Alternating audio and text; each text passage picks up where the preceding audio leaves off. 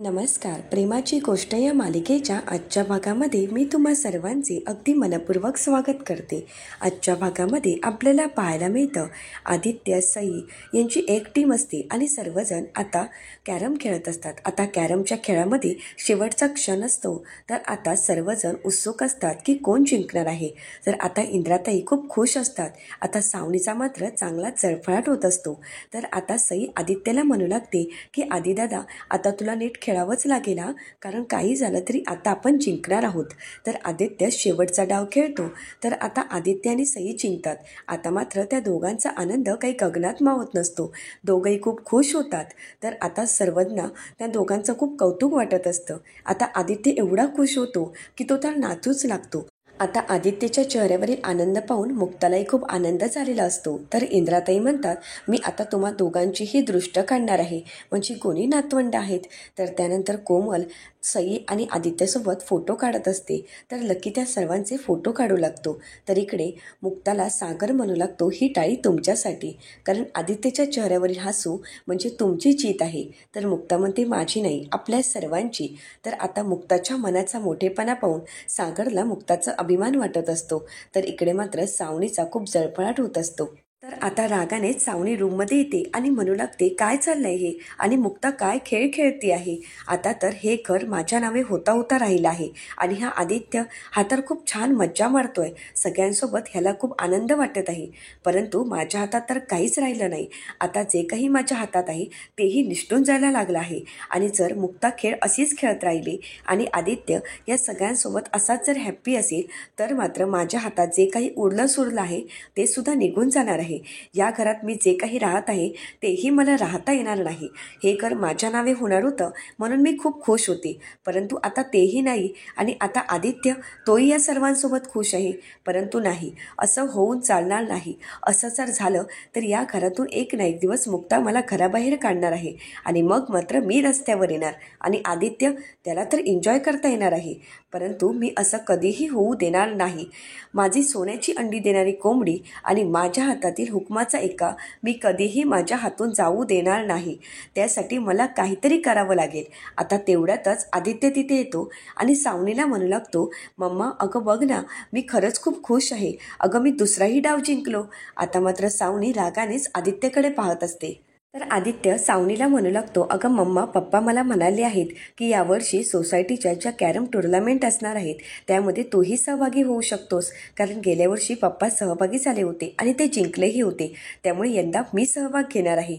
आता मात्र सावनी रागानेच आदित्यचा हात पकडते आणि आदित्यला म्हणू लागते, तू आता कॅरम खेळणार आहेस, तू अगदी पप्पावरच गेलायस, तुला कशाचं काही पडलेलंच नाही आहे का रे, असं म्हणत ती आदित्यवर खूप चिडलेली असते.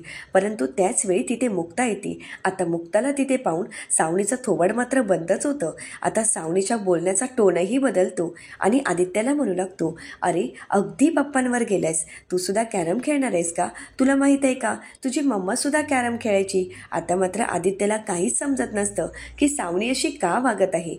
तर त्यानंतर सावनी आदित्यला म्हणू लागते, परंतु त्याचबरोबर अभ्यासही करायचा असतो, तू अभ्यास केलायस का आदित्य.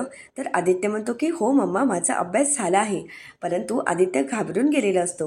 तर सावनी म्हणते, जा मग तुला कॅरम खेळायचा आहे ना, मग तू खेळू शकतोस. तर आदित्य म्हणतो, मम्मा उद्या तू माझा टिफिन बनवायचा आहे. तर आता मुक्ता होकार देते आणि ती खूप खुश असते. तर आता मात्र सावनी रागानेच मुक्ताकडे पाहत असते.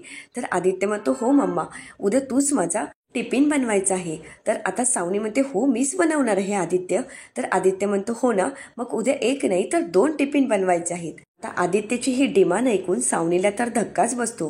आता सावनी विचारते, का आदित्य. तर आदित्य म्हणतो, कारण मी सईला तसं प्रॉमिस केलं आहे, कारण आज तिच्या मम्माने बनवलेला टिफिन मी खाल्ला ना, मग मी तिला तसं प्रॉमिस केलं की उद्या माझ्या मम्माच्या हातचा टिफिन मी तुलाही देणार आहे. त्यामुळे मम्मा तुला 2 टिफिन बनवावे लागतील, बनवशील ना तू. आता मात्र मुक्ता समोर असल्यामुळे सावनीला तर होकारच द्यावा लागतो. सावनी म्हणते की हो, मी उद्या बनवेन 2 टिफिन. मात्र सावनीचा मनातून खूप राग होत असतो. आता सावनी आदित्यला टिफिन देण्यासाठी होकार देते, म्हणून आदित्य खूप खुश होतो आणि सावनीला म्हणतो थँक्यू मम्मा आणि खेळण्यासाठी निघून जातो. तर आता मुक्ता सावनीच्या समोर येते. आता मात्र सावनी शांतच असते. तर मुक्ता विचारते, मी येण्या अगोदर तुम्ही आदित्यला काही सांगत होता का? तर सावनी म्हणते की नाही, मी ते होमवर्कबद्दल त्याला विचारत होते, बाकी काहीच नाही. तर मुक्ता म्हणते ऐकलं मी. आता मात्र सावनीला धक्काच बसतो. तर मुक्ता म्हणते ऐकलं मी, अहो आदित्य सईसाठी तुम्हाला टिफिन बनवायला सांगत होता ना, ते ऐकलं आहे मी. आता मात्र सावनी म्हणते हो हो. तर मुक्ता म्हणू लागते, उद्या तुम्हाला आदित्यबरोबर सईचा सुद्धा टिफिन बनवायचा आहे. आता मात्र सावनी काहीच बोलत नसते. तर मुक्ता म्हणू लागते, जेव्हा आपली मुलं आनंदाने आपल्याजवळून काहीतरी मागत असतात तेव्हा आपल्याला किती आनंद होतो, हो ना? आता मात्र सावनी काहीच बोलत नाही. म्हणून मुक्ताही सावनीला विचारते, काय झालं, आनंद झाला नाही आहे का? मग एक गोष्ट लक्षात ठेवा, यापुढे स्वतःच्या आनंदापेक्षा मुलाचा आनंद कशात आहे आणि तो आनंद शोधण्याचा प्रयत्न करा आणि त्याच्या आनंदातच स्वतःचा आनंद मानायला शिका. कारण ज्या दिवशी तुम्ही मुलाच्या आनंदात स्वतःचा आनंद मानाल, तोच तर तुमचा आईपणाचा खरा दिवस असेल. स्वतःचा स्वार्थीपणा बाजूला ठेवून मुलाचा आनंद शोधा. प्रत्येक वेळी स्वतःचा स्वार्थ शोधण्यासाठी मुलाला त्रास देऊ नका. आणि हो, तसं जर करत राहिलात तर मग एक ना एक दिवस मला आदित्यला तुमच्यापासून लांब न्यावं लागेल. माझी तशी इच्छा नाही आहे, परंतु तुम्हीच तसं करायला भाग पडणार. कारण काही झालं तरी आदित्य हीच आपल्या सर्वांची प्रायोरिटी आहे, हो की नाही? आता मात्र सावनी होला होकार देते. तर त्यानंतर मुक्ता म्हणते कराल ना? तर सावनी म्हणते हो हो. आता मुक्ता तिथून निघून जात असते. तर पुन्हा एकदा मुक्ता मागे वळते आणि सावनीला म्हणते, आणि एक सांगायलाच विसरले, अहो उद्याच 5चा नका अलाराम लावू. आता सावनी खुश होते. तर मुक्ता म्हणते, कारण उद्या 4चा अलाराम लावावा लागेल. कारण कसं आहे, उद्या आदित्यचे 2 टिफिन, सईचे 2 टिफिन, मग जरा लवकरच उठावं लागेल ना. त्यामुळे 4चा ठीक आहे, 4चा अलाराम लावा आणि हो आता आराम करा. असं म्हणत मुक्ता तिथून निघून जाते. आतापर्यंत आदित्यचं कारण पुढे देऊन सावनीने सर्वांना पेचात अडकवलेलं असतं, परंतु आता तीच गोष्ट मुक्ताने लक्षात घेऊन सावनीलाच चांगलं पेचात अडकवलेलं असतं. आता मात्र सावनीची खूप चिडचिड होत असते. सावनी रागानेच म्हणू लागते, 4 वाजता म्हणे उठायचं आहे, 5 वाजता झालं, आता 4 वाजता. त्यापेक्षा एक काम करते ना, आज झोपतच नाही, चोरासारखी जाऊन किचनमध्येच बसून राहते. आता मात्र सावनीला काय करावं काहीच कळत नसतं. तर दुसरीकडे मुक्ताही सई आणि आदित्यच्या रूममध्ये येते. आता सई आणि आदित्य शांत झोपलेले असतात, परंतु आदित्य अभ्यास करता करताच झोपलेला असतो. त्यामुळे त्याचं पुस्तक त्याच्याजवळ तसंच असतं. आता मुक्ताही ते पुस्तक बाजूला ठेवते, त्या दोघांना पांघरून घालते आणि त्या दोघांच्या डोक्यावरून मायेने हात फिरवते. आता त्या दोघांकडे पाहून मुक्ताला खूप आनंद होत असतो. त्या दोघांची ती निरागसता आणि एकमेकांवरील प्रेम पाहून मुक्ता म्हणू लागते, आई गं किती छान. आत्तापर्यंत सागर आदित्यच्या प्रेमासाठी तरसले होते आणि सई आदित्यसाठी. आज ही दोन्ही भावंडं एकत्र आली आहेत. या दोघांना पाहून खरंच मला खूप आनंद वाटत आहे. असं म्हणत आता मुक्ता ही लाईट बंद करते आणि तिथून निघून जाते. तर दुसरीकडे पाहायला मिळतं, सागर ऑफिसचं काम करत असतो. आता मुक्ता ही रूममध्ये थंड पाण्याची बॉटल घेऊन आलेली असते. आता सागरने ती थंड पाण्याची बॉटल पाहिलेली असते. आता सागर मुक्ताला म्हणतो, वा, आज स्वतः डेंटिस्ट मॅडम थंड पाणी पिणार आहेत वाटतं. तर मुक्ता म्हणते, नाही नाही, ते पिण्यासाठी आणलंच नाही आहे. मी कुठेतरी वाचलं होतं की थंड पाण्याने जर आपला चेहरा आपण क्लीन केला तर खूप छान फ्रेश वाटतं. तर त्यानंतर सागर म्हणू लागतो, त्याची तर तुम्हाला काहीच गरज नाही, तुमचा चेहरा खूप छानही आहे आणि फ्रेशही आहे. त्यामुळे तुम्ही एक काम करा, ते पाणी पिण्यासाठी मला द्या. तर मुक्ता म्हणते, नाही, मी तुम्हाला का देऊ? तर सागर म्हणतो, अरे. तर मुक्ता म्हणते, हो, तुम्ही माझं ऐकत नाही, मग मी तुमचं का ऐकावं? तर सागर म्हणतो, काय, मी तुमचं ऐकत नाही? तर मुक्ता म्हणते, हो, गेल्या 1 आठवडा तुम्हाला माझ्या क्लिनिकमधून रुटीन चेकअपसाठी रिमाइंडर येत आहेत, तरीसुद्धा तुम्ही हलगर्जीपणा करताय, त्यावर लक्षही देत नाही आहात. तुम्हाला काहीच वाटत नाही का सागर? तर सागर म्हणतो, परंतु त्याची तर मला काहीच गरज नाही. तुम्ही जरी डेंटिस्ट असला तरीसुद्धा तुमच्यापेक्षा माझे टीथ बघा किती क्लीन आहेत आणि किती छान आहेत. असं म्हणत सागर मुक्ताला चिडवत असतो. तर त्यानंतर सागर म्हणतो, तुम्ही पाण्याची बॉटल द्या बरं. तर मुक्ता म्हणते, पाणी पाहिजे आहे का तुम्हाला? असं म्हणत आता मुक्ताही सागरला पाण्याची बॉटल देते. परंतु त्यावेळी मुक्ताने त्या बॉटलचं झाकण उघडलेलं असतं. त्यामुळे जेव्हा ती सागरच्या अंगावर बॉटल फेकते तेव्हा मात्र त्या बॉटलमधील सर्व पाणी सागरच्या अंगावरच उडतं. आता गार पाण्यामुळे सागर पूर्णपणे भिजून गेलेला असतो आणि त्याला थंडीही वाजत असते. तर त्यानंतर सागर मुक्ताला म्हणतो, हे सगळं काही तुम्ही मुद्दाम केलंय ना? ना? तर मुक्ता ही सागरला मुद्दामून म्हणते, नाही नाही सॉरी हा, मी हे सगळं काही मुद्दामून केलं नाही. अहो मी तुम्हाला पाण्याची बॉटल दिली होती, परंतु ते झाकण नकळतपणे कधी माझ्या हातून उघडलं मलाच माहीत नाही. तर सागर म्हणतो, हो का? मी स्वतःहून पाहिलं आहे ना तुम्हाला ते झाकण उघडताना. तर मुक्ता म्हणते, सॉरी सॉरी, परंतु तुम्ही चिडताना आणि असं थोडं भिजल्यावर खरंच खूप छान दिसता हा, क्यूट दिसता. आता सागर विचारतो, हो का? तर मुक्ता ही मुद्दामूनच होकार देते. तर सागर आता मुक्ताच्या मागे लागतो आणि मुक्तावर पाणी ओतण्याचा प्रयत्न करत असतो. आता मुक्ता ही सागरला चुकवण्याचा प्रयत्न करते, परंतु शेवटी सागर मुक्ताला भिजवतोच. तर मुक्ता म्हणते, सागर अहो मी तर तुमच्या अंगावर थोडंसंच पाणी ओतलं होतं आणि तुम्ही हे काय केलंय? मला तर पूर्णपणे भिजवून ठेवलं आहे. तर सागर म्हणतो, ठीक आहे, सुरुवात कोणी केली होती? तुम्हीच केली होती ना? मग मी का आता शांत राहायचं? मी पण नाही शांत राहिलो, असं म्हणत सागरनेही मुक्ताला भिजवलेलं असतं. तर आता त्यामुळे मुक्ताला थंडी वाजत असते. आता सागर पाहतो आणि लगेच तिथे असलेला पांघरूण मुक्ताच्या अंगावर टाकतो आणि मुक्ताच्या बाजूला बसतो. तर आता मुक्ताही त्या पांघरूणमध्ये सागरला घेते. तर त्यानंतर सागर मुक्ताला म्हणतो, तुम्ही जे बोलत होता ना ते खरंच योग्य आहे. तर मुक्ता विचारते, काय? तर सागर म्हणतो, भिजल्यानंतर मी खरंच खूप क्यूट दिसतो. तर मुक्ता म्हणते, छे छे, ते तर मी तुम्ही मला कमी भिजवावं यासाठी बोलले होते. आता मात्र सागर म्हणतो, पाण्याची बॉटल कुठे आहे? असं म्हणत सागर पाण्याची बॉटल घ्यायला जाणार. तर मुक्ताही सागरचा हात पकडते. आता दोघंही प्रेमानेच एकमेकांकडे पाहू लागतात आणि हसू लागतात. आता मुक्ता ही सागरच्या खांद्यावर डोकं ठेवून शांतपणे झोपलेली असते. तर दुसऱ्या दिवशी आदित्य खुश होतो आणि सईला म्हणतो, सई आज तुझ्यासाठी सरप्राईज आहे, कारण आज सावनी मम्माने बनवलेला टिफिन तुला खायला मिळणार आहे. आता सावनी ही किचनमध्ये टिफिन बनवत असते. त्याचवेळी तिथे मुक्ता आलेली असते. आता मुक्ता सावनीला विचारते, झालेत का टिफिन? तर आता सावनी म्हणते, 1 मिनिट, झालेत म्हणजे काय? मी एकच टिफिन बनवला आहे आणि तो सुद्धा आदित्यसाठी. आता मात्र मुक्ताला खूप राग आलेला असतो. मुक्ता विचारते, काय? अहो सावनी, तुम्ही एकच टिफिन बनवला आहे? तर सावनी म्हणते की हो. तर त्यानंतर आदित्य म्हणतो, मम्मा? तर सावनी म्हणते, हो आदी बाळा. तर त्यानंतर मुक्ता म्हणते, तुम्हाला आठवतंय का आदित्य तुम्हाला रात्री काय म्हणाला होता, की सईसाठी सुद्धा टिफिन बनव म्हणून? मग तुम्ही असं कसं वागू शकता? तर सावनीच्या लक्षात येतं की आदित्यने आपल्याला टिफिन बनवायला सांगितलेला असतो. तर आता मात्र सावनी झोपेमध्ये ती विसरून गेलेली असते. तर सावनी म्हणू लागते, अरे बाप रे, मी असं कसं विसरू शकते? हे जर मी केलं असतं तर आदित्य समोर मला चांगुलपणा मिळवता आला असता, परंतु आता तेही नाही. आता मी 2 पराठे मागवले, त्या ठिकाणी 4 पराठे मागवू शकले असते, परंतु मी अशी कशी वागू शकते? तर त्यानंतर मुक्ता ही सावनीला विचारते, तुम्ही खरंच काही बनवलं नाही आहे का सईसाठी? तर आता सावनी म्हणते की नाही, मी फक्त आदित्यसाठीच बनवलं आहे. तर मुक्ता म्हणते, खरंच कमाल झाली आहे तुमची, दोन्ही मुलं तुमची आहेत, तरीसुद्धा एकासाठी टिफिन तुम्ही बनवू शकत नाही. आता मात्र आदित्यला सुद्धा सावनीचा खूप राग आलेला असतो. तर आदित्य म्हणू लागतो, मम्मा ठीक आहे, मी एक काम करतो की माझा टिफिन आहे तो सईला देतो. तर त्यानंतर सावनी म्हणते, ठीक आहे, मी तुला खाण्यासाठी पैसे देईन. तर आता मुक्ता म्हणते, नाही, त्याची काही गरज नाही, घरचं जेवण जेवायचं आहे आणि हो, सईसाठी टिफिन मी लगेच बनवेन. आणि आता मुक्ता ही सावनीला विचारते, तुम्ही जे काही बनवलं आहे त्यातील काही उरलं आहे का?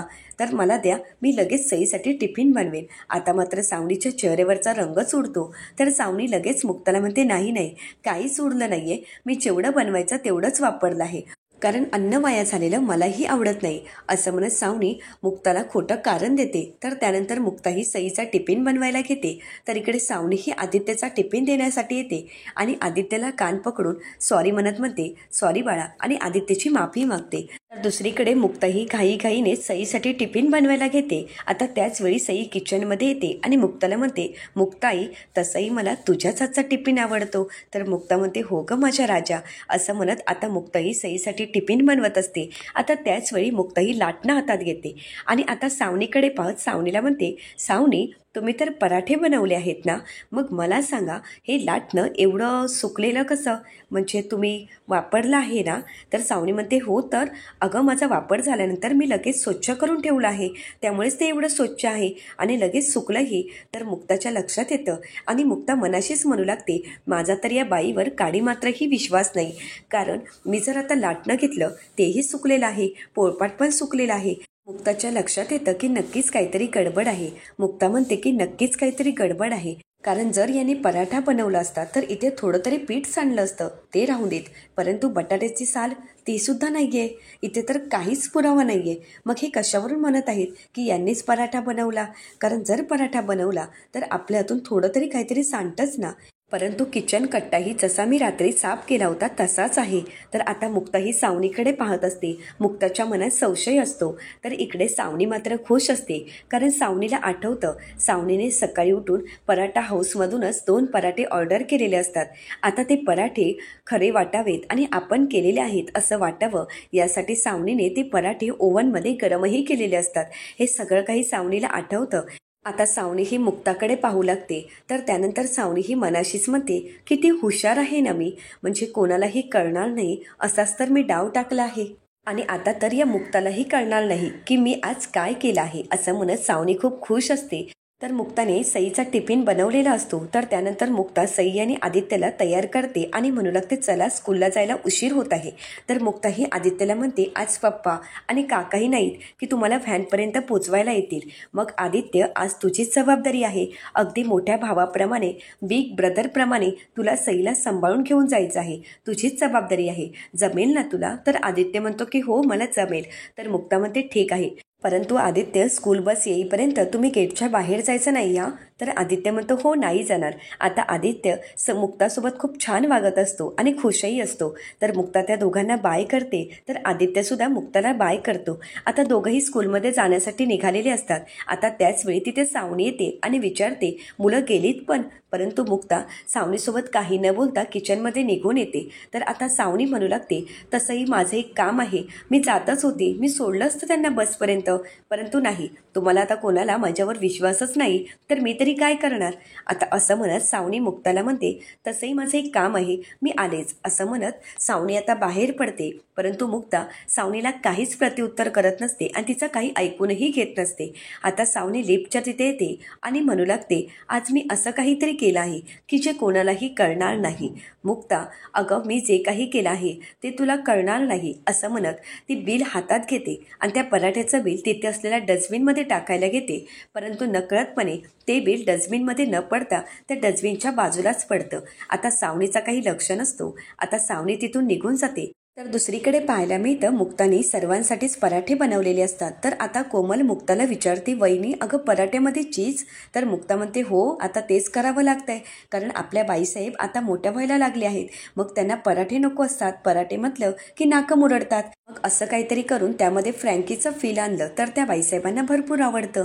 आणि म्हणूनच म्हटलं, आता असं चीज वगैरे घालून द्यावं, म्हणजे सईला पौष्टिक देता देता तिला असंही काहीतरी दिलं तर ती नक्कीच आवडीने खाईल. तर इंद्राताई म्हणतात, खूपच छान झालं आहे, अगं, तू सुद्धा बस ना खायला. तर मुक्ता म्हणते, नाही, मी माझी कामावरून घेते, मग मी खाईलच ना. तर इंद्राताई म्हणतात, ही पोरगी काही कोणाचं ऐकणारच नाही. तेवढ्यातच एक पार्सल आलेलं असतं. तर कोमल जात असते. तर मुक्ता म्हणते, अगं, तू बस, खाताना उठायचं नाही. असं म्हणत मुक्ता ते पार्सल आणण्यासाठी जाते. आता सर्वजण विचारतात, अगं मुक्ता, हे काय आहे? तर मुक्ता म्हणते, हो हो. आता मुक्ता ही कैची घेऊन येते आणि स्वातीला म्हणते, तुम्हीच बघा ना उघडून. तर कोमल विचारते, काय असेल? तर स्वाती म्हणू लागते, अगं थांब ना, थोडा वेळ, कळेलच आपल्याला. आता जेव्हा स्वाती बॉक्स खोलून पाहते तेव्हा मात्र सर्वांनाच धक्का बसतो, कारण त्यामध्ये आदित्यसोबतच्या सर्वांचे फोटो असतात. तर आता ते पाहून सर्वांना खूप आनंदही झालेला असतो. तर सर्वजण ते फोटो पाहतात आणि खूप खुश असतात. तर इंद्राताई म्हणतात, हे कोणी केलं आहे? तर आता मुक्ता म्हणू लागते, मम्मी, अहो, मीच केलं आहे. तर त्यानंतर स्वाती ही कोमलला म्हणते, बघ बघ, तू फक्त सेल्फीच काढत असतेस, परंतु पुढे जाऊन या सेल्फींचा वापर असाही करायचा असतो. तर त्यानंतर इंद्राताई स्वातीला म्हणतात, तू तिला का बोलतेस? तू का केलं एवढ्या वर्षात? तू फक्त शायनिंग मारलीयस आणि फक्त अप्सरेसारखं नटण्याचं काम केलंस, बाकी काही केलंयस का? अगं, फोटो तर तुम्ही सर्वजणच काढता, परंतु ह्या फोटोंचे फ्रेम बनवून घ्यायचं काम माझ्या सुनेनेच केलं आहे. असं म्हणत इंद्राताई मुक्ताचं कौतुक करत असतात. आता ते कौतुक पाहून मुक्तालाही खूप बरं वाटत असतं. तर पुढील भागामध्ये आपल्याला पाहायला मिळतं, मुक्ता ही आदित्यच्या फोटो फ्रेम लावत असते, परंतु त्याचवेळी मुक्ताचा तोल जातो. आता मुक्ताला सागर सावरतो. तर दुसरीकडे पाहायला मिळतं, हर्षवर्धन मिहिकाला विचारतो, तू 3 महिन्याची प्रेग्नेंट आहेस, अगं, टेस्ट करण्या अगोदर मला तुला सांगता आलं नाही का? तर मिहिका म्हणते, मी तुम्हाला का सांगू, माझा आणि तुमचा काय संबंध आहे? तसंही कॉंग्रॅच्युलेशन. आता मात्र हर्षवर्धनला धक्काच बसतो. आता मिहिका हर्षवर्धनला म्हणते, तुम्ही पुन्हा एकदा दुसऱ्या कोणाच्या तरी मुलाचे बाबा होणार आहात. आता मात्र हर्षवर्धनला मिहिकाचा राग आलेला असतो. हर्षवर्धन मिहिकाकडे रागाने पाहू लागतो. तर दुसरीकडे सागरराम मुक्ताला म्हणतो, तुम्ही आदित्यसाठी एवढं सगळं करता, मला खात्री आहे एक ना एक दिवस इथे आदित्यसोबत तुमचाही फोटो असेल. हे ऐकूनच मुक्ताला खूप आनंद झालेला असतो. आता आदित्य मुक्ताचं प्रेम मान्य करेल का? आणि आता हर्षवर्धन मिहिका प्रेग्नेंट आहे, त्यामुळे कोणतं पाऊल उचलेल हे पाहणं अतिशय रंजक ठरणार आहे. मालिकेंचे असेच नवनवीन अपडेट पाहण्यासाठी आत्तापर्यंत चॅनलला सबस्क्राईब केलं नसेल तर नक्कीच सबस्क्राईब करा. आजचा व्हिडिओ तुम्हाला कसा वाटला हे कमेंट करून नक्कीच कळवा. व्हिडिओ पाहिल्याबद्दल तुम्हा सर्वांचेच अगदी मनपूर्वक धन्यवाद.